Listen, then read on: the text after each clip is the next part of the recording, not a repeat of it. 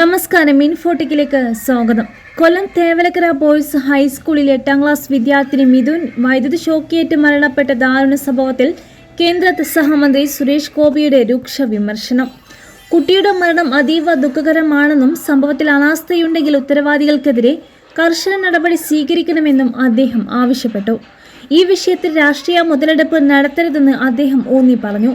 സർക്കാർ ശമ്പളം പറ്റുന്ന ഉദ്യോഗസ്ഥരുടെ ഭാഗത്തു നിന്നുള്ള അലംഭാവം അവസാനിപ്പിക്കണം.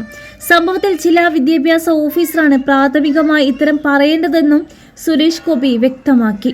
സ്കൂളുകളും കുട്ടികളും സുരക്ഷിതമാണെന്ന് ഉറപ്പാക്കാൻ ഉദ്യോഗസ്ഥർക്ക് കഴിയണം. അതിന് കഴിവില്ലെങ്കിൽ അവർ കളഞ്ഞിട്ട് പോട്ടെ, അദ്ദേഹം പറഞ്ഞു.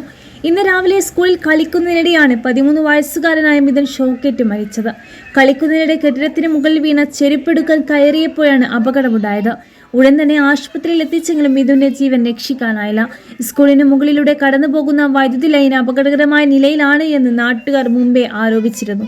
സ്കൂൾ അധികൃതർക്കും കേരള സ്റ്റേറ്റ് ഇലക്ട്രിസിറ്റി ബോർഡിനും എതിരെ ഗുരുതരമായ ആരോപണങ്ങളാണ് നിലവിൽ ഉയർന്നു വരുന്നത്.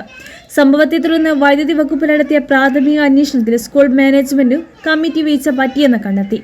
ഭൂമിയിൽ നിന്നും വൈദ്യുതി ലൈനിലേക്കും സൈക്കിൾ ഷെഡിലേക്കും ആവശ്യമായ സുരക്ഷിത അകലം പാലിച്ചിരുന്നില്ല എന്നും റിപ്പോർട്ടിൽ പറയുന്നു. സൈക്കിൾ ഷെഡിന് നിർമ്മാണാനുമതി ലഭിച്ചിട്ടുണ്ടോ എന്നതിലും വ്യക്തതയില്ല.